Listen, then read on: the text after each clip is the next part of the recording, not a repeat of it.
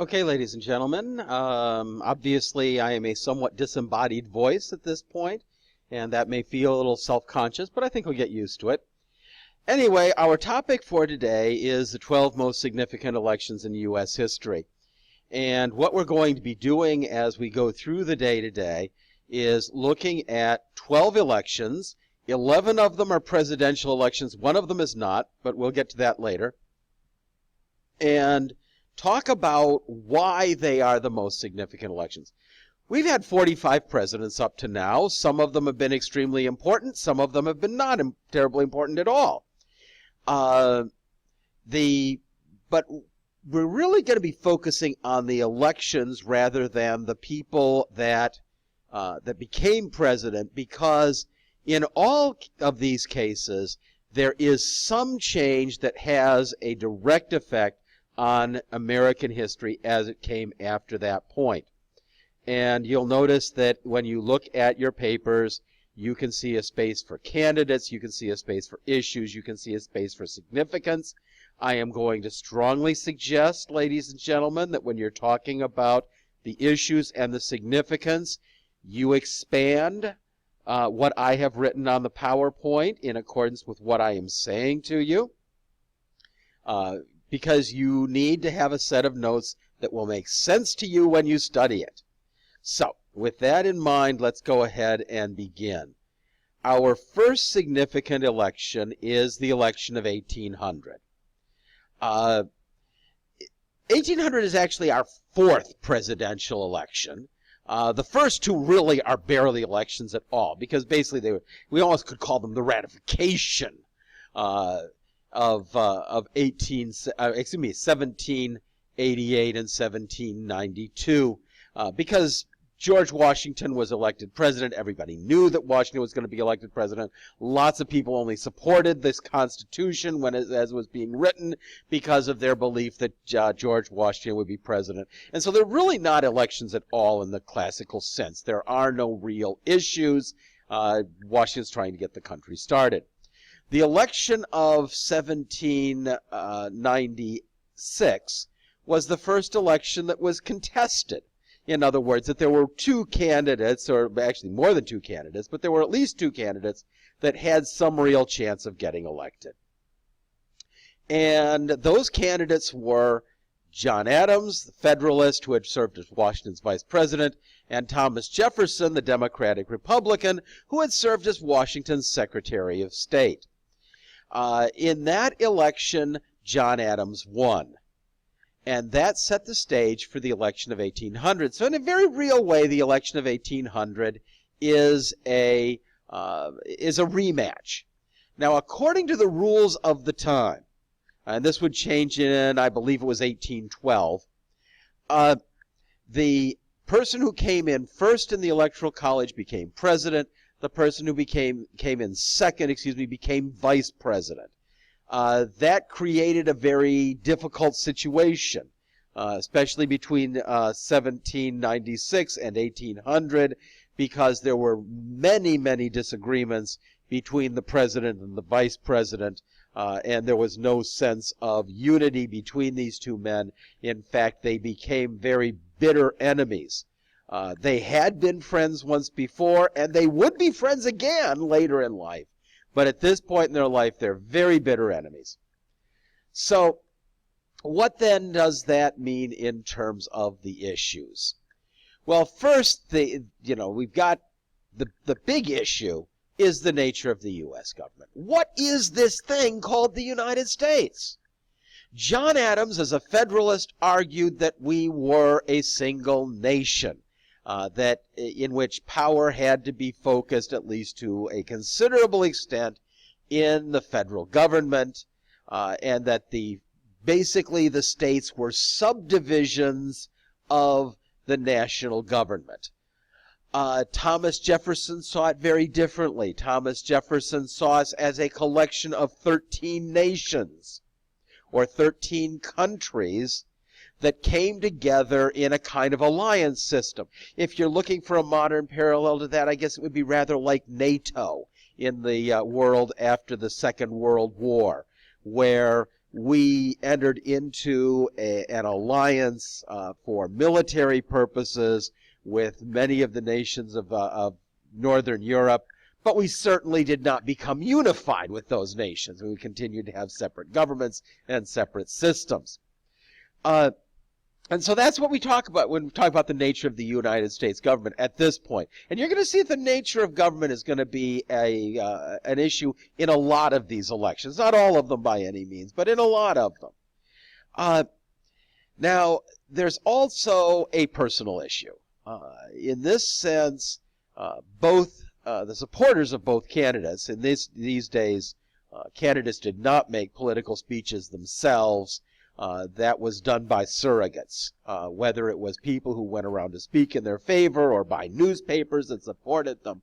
But nonetheless, Adams's supporters painted Jefferson as a libertine. Now, libertine's not a word we use much anymore, but basically, it's Jefferson had a reputation as being a man who was, well, he was popular with the ladies. Let's just leave it at that. Now, as it happened, there were rumors, and those rumors appear now to be true, that Jefferson had an ongoing relationship with one of his slaves, a woman by the name of Sally Hemings.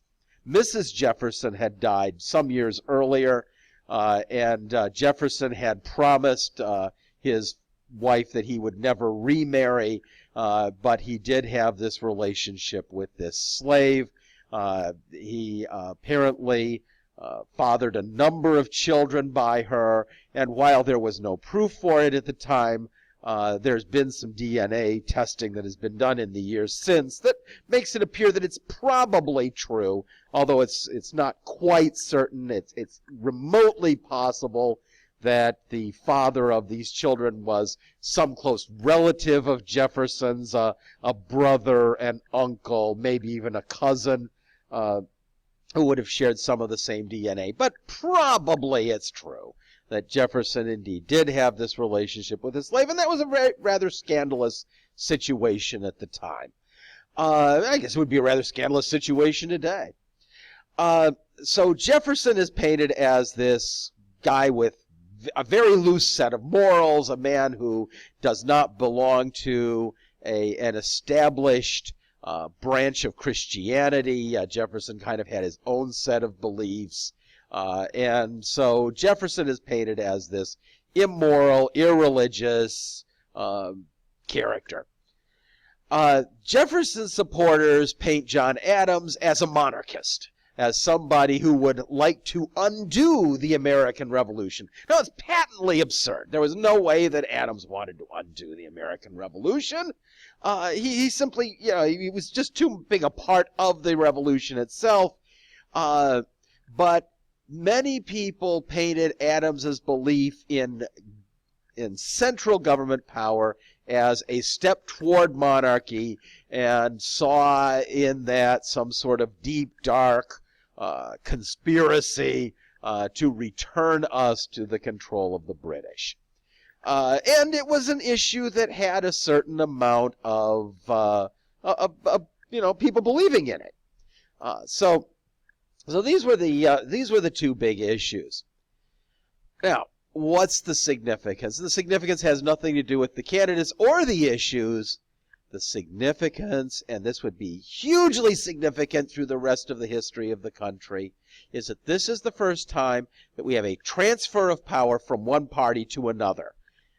Washington is often thought of to have been a Federalist, although he was not an official member. So when John Adams replaced Washington as president, it was one Federalist replacing another. This was the first time that a president of one political party was replaced by a president who belonged to the opposition political party. Now, in many new countries around the world where there had been successful revolutions, this was a sign for the outgoing president to call out the troops, to present some sort of case that his opponent was too dangerous a man to become the leader, and therefore, for the people's own good, the outgoing president would set up some sort of military dictatorship. That obviously didn't happen here. We can argue about whether that would have been successful or not, but that's not the point. The point is that we transferred power from one political party to another political party, and that was done peacefully. There wasn't even a rumor that John Adams was going to do anything to prevent Thomas Jefferson from becoming president. John Adams was not happy about the situation, obviously. He was a little snarky when he talked about Jefferson. He declined to attend Jefferson's inauguration. Adams sort of left Washington on the morning of the inauguration very quietly, and that was interpreted probably correctly as a sort of slap at Jefferson. But nonetheless, this was a personal thing. It had nothing to do with trying to undo the results of this election. And that is highly significant because that's what we've done ever since. So let's move on then to our second election, the election of 1828. And obviously you'll see a name that looks somewhat familiar up there, the name of John Quincy Adams, the son of John Adams. And there's something significant in that. John Quincy Adams was the incumbent president. Like the election of 1800, the election of 1828 was a rematch between the same two candidates. In 1824, there had actually been 4 presidential candidates. Jackson had gotten the largest number of popular votes, but he did not get a majority of the Electoral College, so that election was thrown into the House of Representatives. The House of Representatives then elected John Quincy Adams in a situation that has sometimes been referred to as the corrupt bargain, in which the supporters of the number 3 candidate, Henry Clay, swung their support to John Quincy Adams in return for Clay's becoming Secretary of State. And these two men, there probably has never been a bigger contrast between two presidential candidates, although certainly the election of 2016 comes close. John Quincy Adams was very much a man of the founding generation, even though he was younger. But if you look at our first 6 presidents, you've got this, what's sometimes referred to as a Virginia dynasty, even though the Adamses both came from Massachusetts. But all the other, 4 of the first 6 presidents came out of Virginia. And these were all men who knew each other very, very well. John Quincy Adams kind of as the junior partner, but nonetheless, he had known all of the men who had served as president before him. Obviously, George Washington was the first president. His vice president had been John Adams. His Secretary of State, Thomas Jefferson. Thomas Jefferson's Secretary of State had been James Madison. James Madison's Secretary of State had been James Monroe. James Monroe's Secretary of State had been John Quincy Adams. This is a very tight little bunch. And that's going to give rise to our first major issue. Popular democracy versus rule by the elite. And under these circumstances, very easy for Jackson supporters to paint John Quincy Adams as sort of the, if you will, the latest example of this kind of rather tired elite that had ruled the country ever since, the Constitution went into effect in 1789. So by this time, this same rather tight group of people had run the United States for really about 40 years. And Andrew Jackson was very different from these men. Andrew Jackson was a Westerner. Andrew Jackson was a man without much education. Andrew Jackson was self-made in that he had started out very poor indeed, and had achieved a high level of economic success. He was a military figure who had become famous because of his role in the in the War of 1812, where he led troops in the Battle of New Orleans, which was a great victory for the United States, and indeed was the last battle in that war. And so Jackson's fame came from a very different source. Jackson's fame came from the people. And so there was this perception that Jackson was the man who represented popular democracy. Were we going to be ruled by this small elite, or were we going to be ruled by a man chosen by and representing all of the people, or at least all of the white males over the age of 25? At any rate, the other issue is that Jackson's followers did kind of want some revenge against Adams. There had been, I referred earlier to this corrupt bargain in the election of 1824, and there was the perception that this had been an injustice and that it was time to undo that injustice. The significance is really quite simple. The significance is that Jackson did become the first popularly elected president. He's the first president who is not part of this small elite class. And that is, again, highly, highly significant. Let us move on then to our, Jackson's policies would be very popular and really would become the focus of politics for the next 2 decades. And we refer to that period, basically starting at 1828, going down to 1848 as the era of Jackson. In which all of the political candidates, no matter what political party they belong to, somehow have a relationship to Jackson, either as a supporter or as an opponent. And it's really Jackson's policies that are going to provide the framework for the next 20 years. So let us then move to our third election, the election of 1860. Without any question, the most divisive election, even more divisive than the election of 1800, vastly more divisive than the election of 2016, was this election of 1860. There are 4 candidates, 3 of them coming out of the Democrats, and then of course Abraham Lincoln, who is the candidate of a new political party. It had only existed since 1854, called the Republicans. The issue is the future of the institution of slavery. Abraham Lincoln was what was called a free soiler, somebody who was willing to accept slavery where it already existed, but did not want to see it expanded. In our popular mind, that sort of looks like a fairly reasonable compromise position, if not perhaps leaning a little over onto the side of the supporters of slavery. We certainly would not accept that as a position today. However, at the time, that was seen as a very radical position. It was seen as a position that would eventually lead to the extinction of slavery. That if slavery was not allowed to expand, it would eventually eventually die out, or some process of events would cause slavery to end somehow, and that was not acceptable to any of the Democrats, whether they were Democrats from the North or Democrats from the South. The significance of this election is very basic. First off, Lincoln becomes president with only 40% of the popular vote. Far and away the lowest total of any president of the United States. There have been some that were somewhere in the 40s.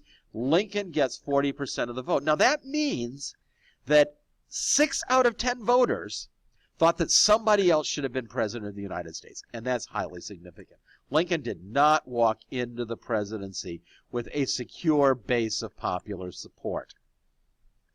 Second, Lincoln's election is seen as so disastrous to the South that basically, even before Lincoln has become president, 7 states decide to pass ordinances of secession in which they purport to pull out of the Union and form this thing called the Confederate States of America. And of course, that's going to then in turn give rise to the Civil War. Now, the Civil War is outside of our discussion today, because we're really only talking about elections, but certainly the Civil War is going to figure very strongly in our next election as well. It's the election of 1864. Here, once again, we see Abraham Lincoln as the incumbent. He is the Republican Party candidate. His opponent was George B. McClellan.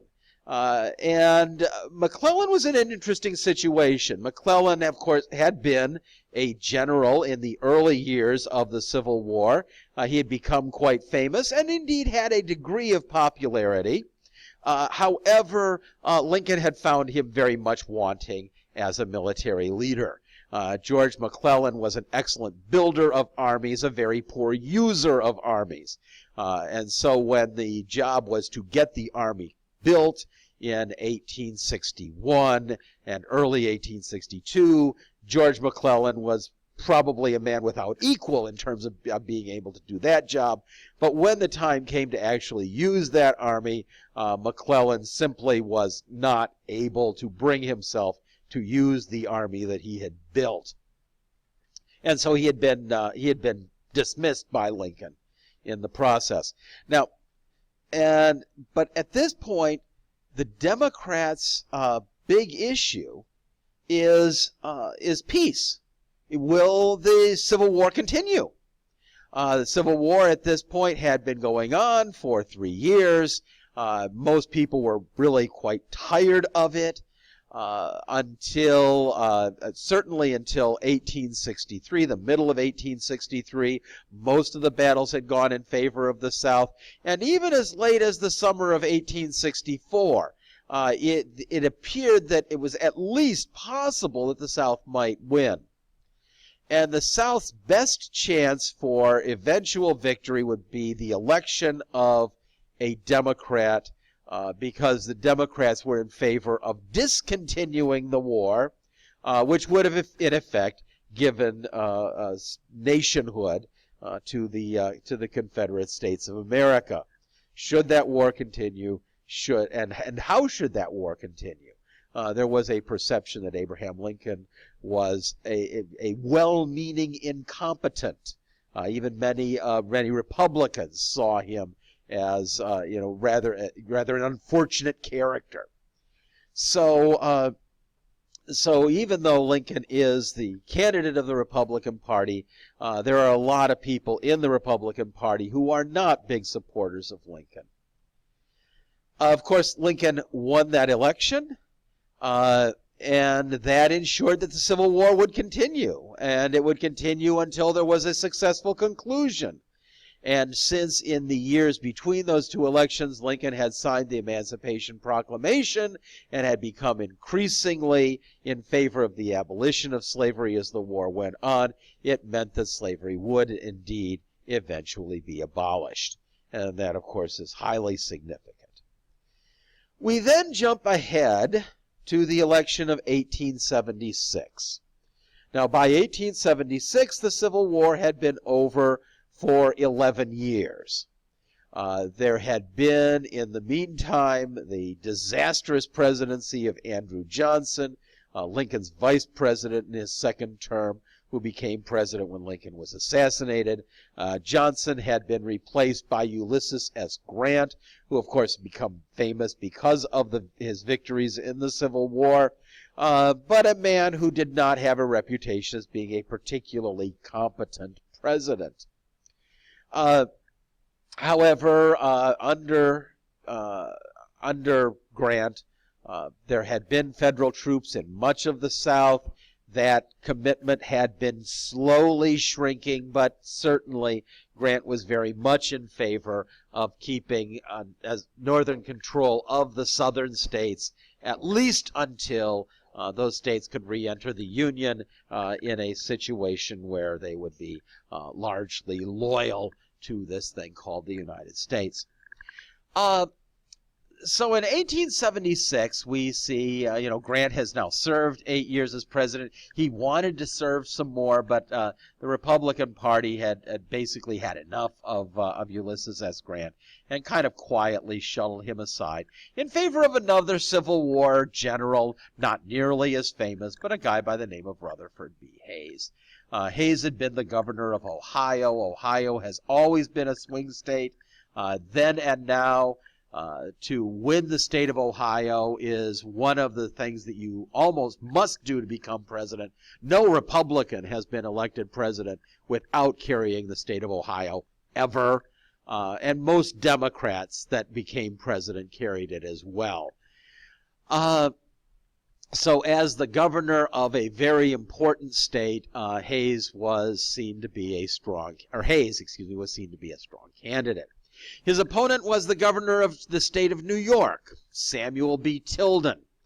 Now, Tilden is a Democrat, but he's a Northern Democrat. He certainly had never been in favor of secession. He had been loyal to the Union during the Civil War. So his candidacy was seen to be acceptable, but nonetheless, this would have been, to change from the Republican Party to the Democrats would have been seen as something of a victory for the Southern states, who expected better treatment at the hands of a Democrat president rather than a Republican president. So the issues, and basically there are a couple of them. First, the widespread corruption of Grant administration. As I said earlier, Grant had been, he was a famous man and an incredibly good general. Probably not the best president in the world. He was a person who was relatively simple, not really well educated, not a terribly good judge of character, apparently. And so a number of the people who served Grant were not the best candidates for those jobs. And there had been a fair amount of corruption. Again, a story that we don't really have the time for, but there had been a lot of corruption during the Grant administration. The second and vastly more important issue was the continuation of Reconstruction. Would Grant's policy of a sort of quiet, slow withdrawal of Union control over the southern states that had seceded continue? And again, the assumption is that Republicans would be more willing to enforce a somewhat stricter Reconstruction policy than the Democrats. Although by this time, frankly, there's not a lot of difference on this issue between the two candidates. It's really more a difference of perception. Because Tilden, as I said before, was always loyal to the Union. He's not some unreconstructed Southerner. But certainly Tilden was more willing than Hayes to pull those last troops out of the South and to end Reconstruction, return control of the southern states back to their own people. So then, let's take a look at the significance of this election. First, it was an extremely close vote. Very, very close vote indeed. And as almost always happens when you have a close election, the allegations of corruption and vote counting start flying around, because if there's a very small difference, the possibility that some of this corruption, which kind of happens in almost every election, but it gets magnified because of the close margin of victory. And frankly, in this one, there was probably enough corruption and vote counting on the part of both sides. It's impossible for us to tell today who actually won, or who would have won if there had been complete honesty in the casting and counting of those votes. And so Democrats at this point are arguing that Tilden should become president.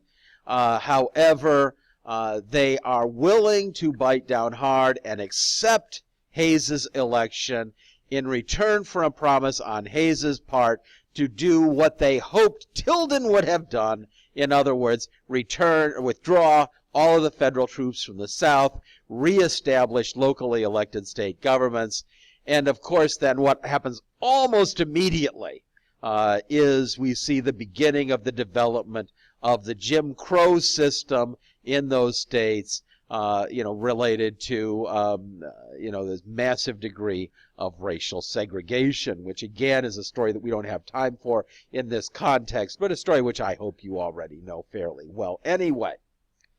So then, our next election is the election of 1896. Election of 1896 is very different from the other elections that we've looked at so far, but it is indeed another turning point. We have In this case, the outgoing president was Grover Cleveland. Cleveland was a Democrat. He was not running for re-election. So neither of these men is the incumbent. And even though Cleveland was a Democrat, there were a lot of differences between Cleveland and the Democrat candidate in 1896, William Jennings Bryan. His opponent was William McKinley, who obviously, as you can see, eventually won. A much more conservative figure, another Civil War veteran. He had actually been a major during the Civil War. He's going to be the last of the Civil War era presidents. So what are the issues? Well, the issue is the free coinage of silver. Are we going to expand the amount of money that is coined or printed by the federal government? The Democrats and the populists, or at least the Free Silver Democrats, because the Democrat Party was split on this issue, hoped that the government would print more money. That in turn would mean that the money each dollar would be worth somewhat less, and they hoped that that would advantage their voters, primarily farmers who tended to owe a good deal of money, so that those farmers could pay back their debts with money that was worth less than the money that they had borrowed. That was anathema to the Republicans, and by the way, to Gold Democrats as well, who saw that as as a sort of a way of avoiding paying back debts that you had legally incurred. There had also been something of a depression that had gone on since 1893. There had been what was at the time called a panic, and there had been a number of panics through the years, and there were usually depressions that came after them. And so starting in 1893, there had been this economic downturn, and that downturn had still not been entirely recovered from in 1896. And so there was this perception. One of the reasons that Cleveland did not run for re-election was that he was relatively unpopular, in part because of this panic of 1893 and its economic consequences. Well, as I said before, McKinley won, despite the fact that the Democrat William Jennings Bryan was also the candidate of the Populist Party, a party which had done reasonably well in 1892, largely consisted of farmers. And they, when the Democrats nominated a free silver candidate as their presidential candidate, the populists decided that their best opportunity to get somebody that they agreed with elected was to nominate Bryan himself. So Bryan is actually I believe the only candidate in American history who's actually the candidate of two political parties. However, by 1896, the nation had begun to change. There had been a significant shift from agrarian to city life over the late 1800s. This is going to end up being the last election in which either political party thought they could win by soliciting only the votes of farmers. And we're going to see that over the 20th century, farmers and their concerns will become less and less and less important in terms of national political party issues. McKinley won, as I said earlier, and that meant that the gold standard would continue. That meant that other conservative economic policies would continue, that we would remain a country committed to laissez-faire economics and to capitalism in general. And so, to an extent, that's probably the biggest significance of the election of 1896. Had Bryan been elected, we would have gone a very different way, a way much more like the way that Franklin Roosevelt would go in 1932, or after the election of 1932. And, of course, we'll talk about that later, because the election of 1932 will be one of our elections again. But before that, we need to get to the election of 1912. As you can see from the screen, this is a three-way election. The Republicans split that year. The incumbent president was William Howard Taft. Taft had served for 4 years. He had been largely the hand-picked successor of Theodore Roosevelt when Roosevelt decided in 1908 not to run for re-election, a decision that he almost immediately regretted. And so Taft became president. Taft and Roosevelt had been very, very close during Roosevelt's second term of office from 1904 to 1908. They had become very close friends, and certainly Taft supported Roosevelt during that period of time quite fervently. And so Roosevelt thought that he was leaving the presidency in hands that would continue his policies. And for the most part, Taft did. The differences between Taft and Roosevelt were really differences more of style than of substance. Taft was a quieter man. Taft was in a sense, I always like to use the term, they use the idea that Roosevelt was a rule maker, Taft was a rule follower. So Taft was somewhat more timid. Basically, Theodore Roosevelt's theory always was, if there's not a rule against it, I can do it. Taft's theory was that if the rules don't say I can do it, then I can't. And so Taft was somewhat slower than Roosevelt. As Taft's term of office went on, Roosevelt became increasingly critical of Taft, and by 1912 there had been a very open split between these two men, with Roosevelt taking the more progressive Republicans with him as he pulled out of the Republican Party and formed the Progressive Party, usually known as the Bull Moose Party. Now, basically, with the Democrats split in two directions, the eventual victor is, with the Republicans split in two directions, the eventual winner is the Democratic candidate, Woodrow Wilson. And Wilson is elected with a minority of the vote, but he gets a majority of the Electoral College, again, because of this split. And the issues are really not all that big. Basically, all three of these men are progressives. With Wilson really kind of being the more middle-of-the-road progressive. Roosevelt became much more progressive, much more liberal, and in fact, some people argue dangerously so, that the Roosevelt of 1912 was much more liberal, much more progressive than the Roosevelt of 1908. Taft was also a progressive, but as I pointed out earlier, kind of, his overall style and assumptions lent itself to a somewhat slower process. And Woodrow Wilson, who is also a progressive, is kind of in the middle between the two of them. And so Wilson gets elected president.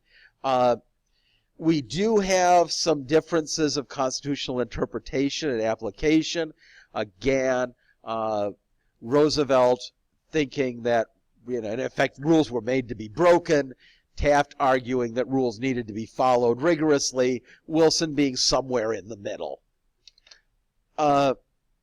So what is the significance of this? Well, as I said earlier, the election gets thrown to Wilson because of this split in the Republican Party. Wilson was the first Democrat to be elected president since Grover Cleveland left the office in 1896. He was only the second Democrat to be elected president since 1860. So it's pretty certain that if Taft had pulled out and turned it over to Roosevelt, Roosevelt would definitely have won. Probably if Roosevelt had pulled out and ended up supporting Taft for re-election, Taft probably would have won. But with these two men split, there was no question but that Wilson would eventually become the victor. Wilson is aided by other progressive Democrats, by progressive Republicans, of whom there were a substantial number, and he's able to pass some pretty substantial progressive legislation. He called it the New Freedom. He also sees a continuing in the weakening of the hold of big business on government. That was a trend that Theodore Roosevelt had started in terms of trying to bust up trusts and monopolies, and that continues under Wilson.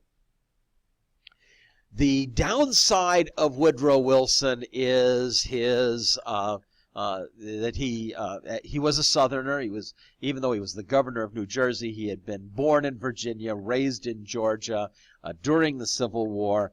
His attitudes were very much Southern attitudes. And so when he became president for the first time, we started to see racial segregation becoming part of the federal government in terms of who they hired and the use of facilities. So you started to see construction of segregated restrooms, for instance, in federal government buildings. Wilson fires all African Americans who hold any job with the federal government, and that was considered to be really the low point of relationships between, maybe I should refer to it as the high point of segregation. That Jim Crow law, which had been gathering strength in the South, starting with 1877 and gradually increasing in power in southern states, now becomes a federal thing. And this is really as segregated as the United States ever became, and that was due to Woodrow Wilson. By 1820, Woodrow Wilson is a spent force. By 1920, World War I had recently been fought. The war ended in 1918. Wilson had had a stroke in 1919. And so for the most part, we really don't even have a president for about the last, maybe 18 months of Woodrow Wilson's presidency. So by 1920, we see this election between James Cox, who was, again, another governor of Ohio, who was the Democrat and a supporter of most of what Wilson did, and interestingly enough, another Ohio man. Both of these men are from Ohio. Harding was the senator from Ohio. So Cox had been the Ohio governor. Harding had been the Ohio senator. Gives you another indication of just how important Ohio was to eventual victory for any candidate for presidency at the time. And of course, to some extent, that continues today. What are the issues? Well, basically, the issues are those issues that come out of World War I. Should we continue the internationalist foreign policy of Woodrow Wilson that got us into the war, that got us out of the war, the League of Nations, and all the rest of that, and Woodrow Wilson's idea that we needed to become much more a part of the world, or should we return to our pre-World War I foreign policy, which was largely pretty isolationist? So it's really a fundamental difference between these two candidates on the issues of foreign policy. And it's really rather interesting because if you haven't noticed, not very often have issues of foreign policy become major issues in elections. If you look over that list, you won't find many, if indeed you find any at all.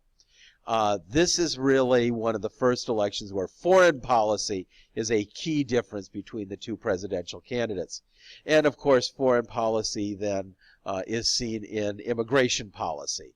Like the current day, the Democrats were in favor of much broader immigration than Republicans. And indeed, once Harding was elected president, there would be 2 immigration laws that would be passed that would significantly decrease the amount of immigration into the United States. So what then is the significance of the election? Well, Harding gets elected. We do become considerably more isolationist, but never as much so as we had been before World War I. Harding was still willing to get along with other countries, but he was not nearly as cordially or as tightly as Woodrow Wilson and probably James Cox would have.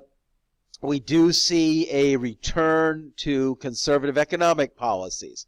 During the progressive presidencies of Roosevelt, Taft, and Wilson, we saw a significant increase in attempts by the federal government to control business, both by ending monopolies and trusts, by creating regulations of basic industries, and that limitations that were going to be placed upon the ability to do business.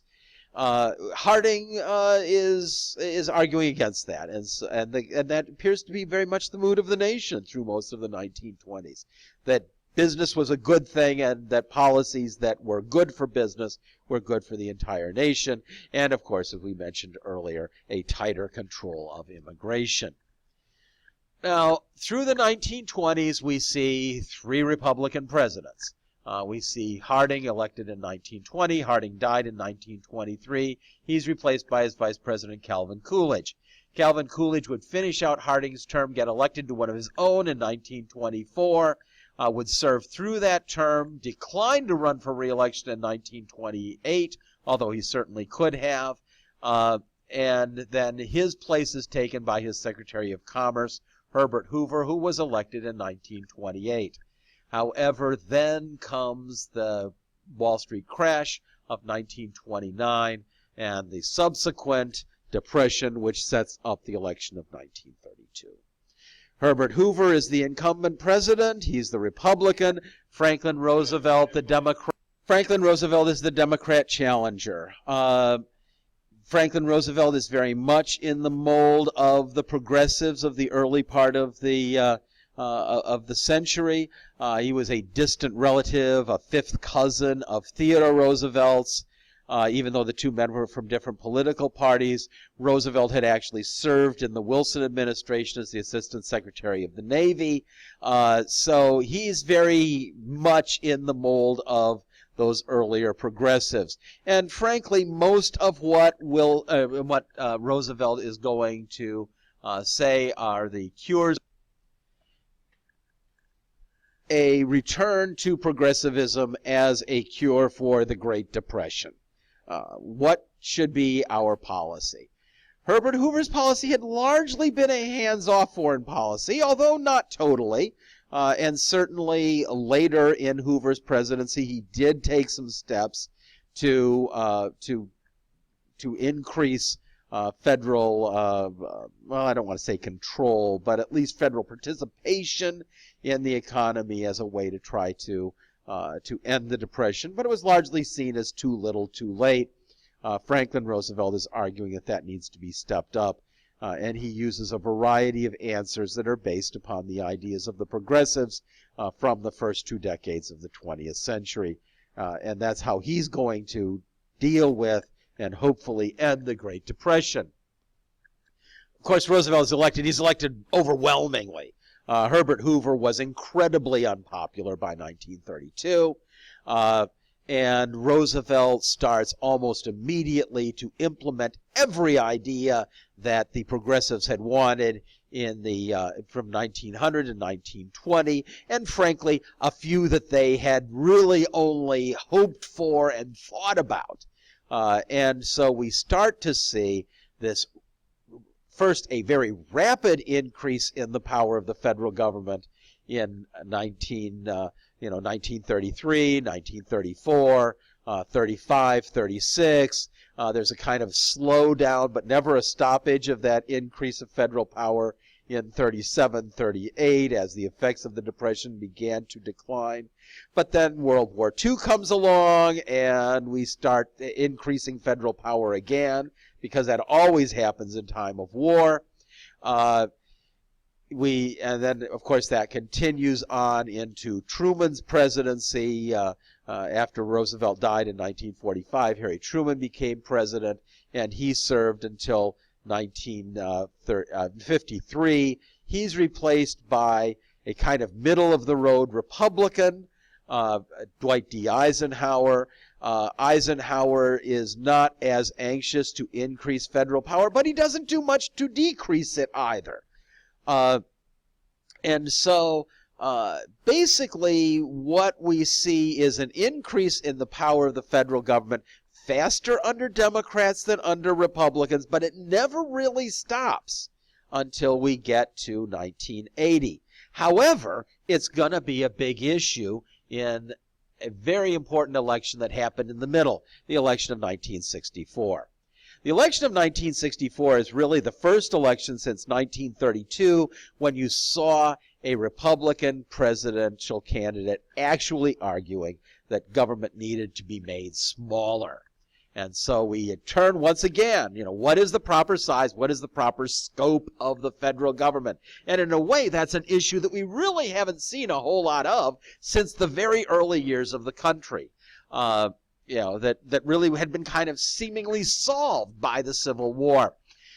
But there is an increasing sense that the federal government had grown too large. And the banner carrier for that movement was Barry Goldwater, who managed to get the Republican nomination. He's running against Lyndon B. Johnson. Johnson had become president a little bit more than a year earlier with the assassination of John F. Kennedy. And so Johnson was still, quite popular, and certainly the perception that he's kind of bearing the mantle, if you will, of the recently deceased John Kennedy is probably the biggest thing in his favor, and so he's very, he gets elected, and it's overwhelming. This massively more popular than Barry Goldwater was. That, however, does not mean that Barry Goldwater has no significance, and we'll get to that in just a moment. So the significance, and there are really two significances of this election. Johnson gets the green light for his Great Society, and for the next year and a half, going into all the way through 1965 into 1966, we see a rapid expansion. Really more rapid expansion than anything since the early days of the Roosevelt administration in the power of the federal government, in the amount of programs that exist to try to improve the lives of people and so on, under what Johnson called the Great Society. However, the fact that Goldwater was massively defeated did not end the idea that perhaps the federal government had grown too large, and indeed, in the 1970s, when it began to appear that many of Johnson's Great Society programs had not worked, it was perceived that maybe Goldwater had been right all along, or at least some of Goldwater's ideas had been right all along, and Ronald Reagan becomes president. And Ronald Reagan becomes president in 1980. So the election of 1964, even though it was a blowout in favor of Lyndon Johnson, is often seen as a harbinger for the election that would happen 16 years later, which is where we go next with the election of 1980. The candidates are the aforementioned Ronald Reagan, the Republican candidate. The Democrat candidate was the incumbent president at the time, a man named Jimmy Carter. Carter had been elected largely because of a reaction against the scandals connected with the war in Vietnam under Johnson and the Watergate scandal under Nixon. Jimmy Carter was seen as a very, fundamentally honest man, and the perception in 1976 when Carter had been elected was that was what we needed. However, Carter's level of competence was not up to the standard of many Americans, and by 1980, it was relatively easy for Ronald Reagan to paint Jimmy Carter as an unsuccessful, somewhat incompetent president, a nice guy, but just not equipped to do the job. The issue, again, very much like the issue in 1964, was the proper size and scope of the federal government. Had the federal government grown too large in terms of its power, in terms of what it was trying to do? And basically, Carter is saying no, Ronald Reagan is saying yes. And that really is going to be the primary issue.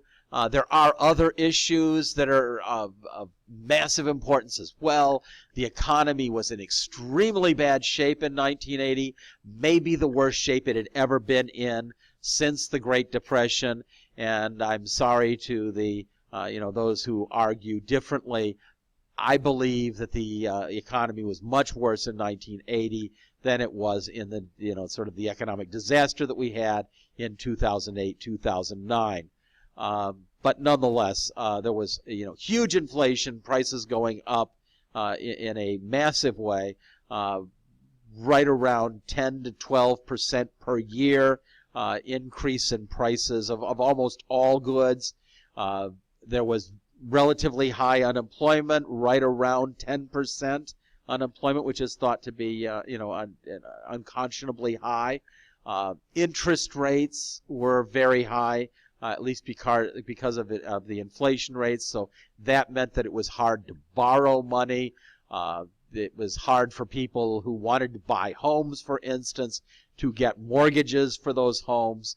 And so there was this perception that the economic life of the United States was in very, very bad shape indeed. There was also an international crisis that was going on and seemingly without end. The Iranians had taken a series of hostages in 1978. Carter had been unsuccessful in getting those hostages released. There were just a little more than 50 of them, if I recall correctly. They were held hostage by the Iranians for about 400 days, something like that, a little more than a year. And in a sense, this was, sort of proof that Carter was not up to the job.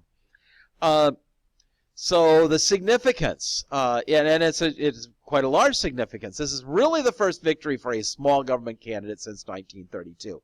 In fact, Reagan had only been the second small government candidate, Goldwater being the first in '64, but Reagan won. And so for the first time since the Great Depression, we have a man being elected president who said that the government needed to get smaller.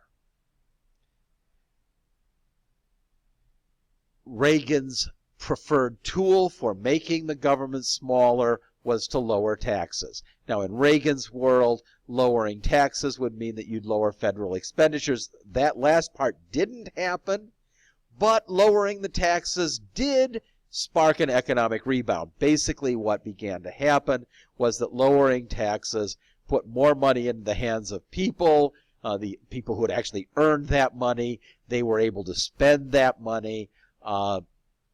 There's a sharp decrease in the inflation rates. So inflation rates that had been in the neighborhood of 10-12% in 1979, 1980 are down to like 4 or 5% by 1984, and got even lower after that.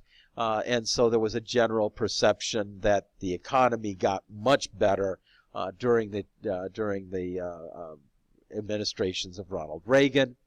Of course, then there's also a tougher policy concerning the Soviet Union, which did speed the end of the Cold War. We did a whole lesson on that not long ago, so I'm not going to spend much time with it. The last election, and I can hear you going, at last, the last election, is the one that is not a presidential election. It's the election of 1994. In 1994, Bill Clinton was president. He had been elected in 1992. He had been elected as a liberal. He had tried to just sort of in the mold again of Franklin Roosevelt, to expand federal government power, to expand federal government programs, to help a variety of people. But Americans were not totally sure that that was what they wanted. That even though they preferred Clinton's personality and his style to that of the man that preceded him as president, George H.W. Bush, that they were not all that sure that they wanted to go down this significantly more progressive/liberal direction. And so in 1994, the Republicans were able to play on this sort of discontent with these policies that Clinton had advocated, and some of which he had passed. The significance is large, perhaps the largest of any non-presidential election. The Republicans picked up a majority of both houses of Congress. This was the first time this had happened since 1954. And for the majority of the,